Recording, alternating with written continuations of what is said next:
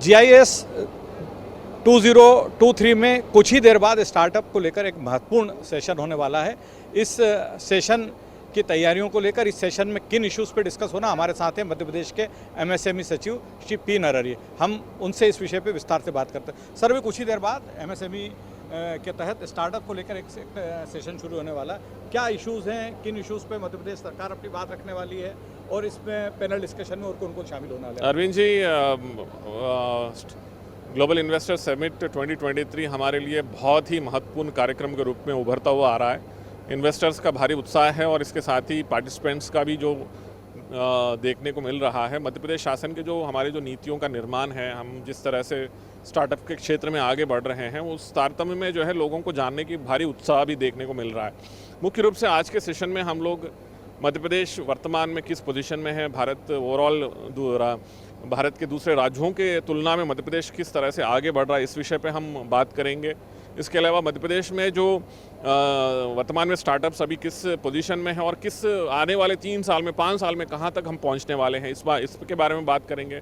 मध्य प्रदेश के जो startup policy जो पिछले साल माननीय प्रधानमंत्री जी ने लॉन्च किया था, उस पॉलिसी का नीति का निर्माण कैसे हुआ और उस नीति का कैसे लाभ स्टार्टअप्स और इकोसिस्टम से संबंधित लोग ले रहे हैं, हमारे जो नीतियां हैं और कैसे बेहतर हम बना सकते हैं और कैसे जो है हम एक बहुत बढ़िया उत्साहपूर्ण वातावरण और बेहतर हम कैसे निर्मित कर सकते हैं ताकि ज़्यादा से ज़्यादा युवा स्टार्टअप के क्षेत्र में आएँ, अपने आइडियाज़ इनोवेशंस को जो है स्टार्टअप में तब्दील करें और हमारे नीतियों का लाभ लेते हुए आगे बढ़े। इन्हीं चीज़ों पे हम बात करेंगे। सर, क्यों स्टार्टअप्स के लिए मध्य प्रदेश को आप सबसे बेहतर स्टेट मानते हैं? क्यों, ऐसा क्या है मध्य प्रदेश की पॉलिसी में कि स्टार्टअप के लिए मध्य प्रदेश सबसे बेहतर राज्य? मध्य प्रदेश जिस तरह का स्टार्टअप पॉलिसी के अंतर्गत इंसेंटिव दे रहा है, कोई राज्य नहीं दे रहा है, पहली चीज़। दूसरा ये है कि मध्य प्रदेश में यूथ के पास जो आइडियाज़ और इनोवेशंस हैं वो इस तरह से है कि हम ये स्टार्टअप पॉलिसी लाने के बाद हम देख रहे हैं कि हर महीने हमारा 100 से लेकर 150 नए स्टार्टअप्स भारत सरकार से रिकॉग्नाइज होते जा रहे हैं। यानी कि इतने बड़े तादाद में स्टार्टअप्स निर्माण हो रहे हैं। ये अपने आप में दर्शाता है कि मध्य प्रदेश अनोखा है, मध्य प्रदेश के युवाओं में वो क्षमता है जिसके माध्यम से वो आगे बढ़ना चाहते हैं। तीसरा जो है, केरला के बाद मध्य प्रदेश ही अकेला ऐसा राज्य है जिसने अल्टरनेटिव इन्वेस्टमेंट फंड्स AIFs जिसको कहते हैं, यानी कि ये वेंचर कैपिटलिस्ट हैं जो अपना पैसा लगाते हैं और स्टार्टअप्स को जो है बढ़ावा देते हैं। मध्य प्रदेश का जो पॉलिसी है उसके माध्यम से हम AIFs को ऑनबोर्ड किया है और ये AIFs हमारे स्टार्टअप्स में इन्वेस्ट करने के लिए तैयार है। इसके अलावा अभी प्रवासी भारतीय दिवस के दौरान में भी चाहे वो UK से हो, यूरोप से हो, USA से हो, दुबई से, UAE से, यहाँ के इन्वेस्टर्स, यहाँ के जो NRIs हैं वो भी जो है हमारे स्टार्टअप्स में इन्वेस्ट करना चाहते हैं। इतना अच्छा माहौल हमारे मध्य प्रदेश में देखने को मिल रहा है।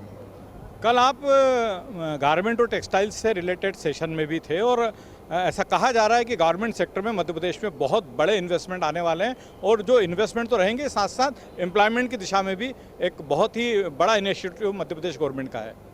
निश्चित ही देखिए, टेक्सटाइल्स के क्षेत्र में मध्य प्रदेश पिछले 15 सालों में अभूतपूर्व काम किया है और माननीय मुख्यमंत्री जी स्वयं इस पर्टिकुलर क्षेत्र को जो है वो आगे बढ़ाने के लिए कोशिश किए हुए हैं, जिसके वजह से मध्य प्रदेश में आप देखेंगे जिनिंग, स्पिनिंग के साथ साथ हमारे यहाँ जो है टेक्सटाइल्स और गारमेंट के क्षेत्र में भारी मात्रा में जो है इन्वेस्टमेंट आया है। अब हम देख रहे हैं कि मध्य प्रदेश का जो ऑर्गेनिक कॉटन है ये हमारा प्लस पॉइंट है। ऑर्गेनिक कॉटन यानी कि भारत पूरे दुनिया भर में लगभग 30 से 35% का ऑर्गेनिक कॉटन एक्सपोर्ट करता है, उसमें से 24% पूरे दुनिया में मध्य प्रदेश का ऑर्गेनिक कॉटन जा रहा है। और हमारे जो टेक्निकल टेक्सटाइल्स, ये एक नया उभरता हुआ क्षेत्र है जहाँ पर नए यूनिट्स लग रहे हैं, भारी उत्साह है, इन्वेस्टमेंट भारी आ रहा है। तो मैं समझता हूँ कि आने वाले समय में टेक्सटाइल्स और गारमेंट के क्षेत्र में मध्य प्रदेश और प्रगति करेगा।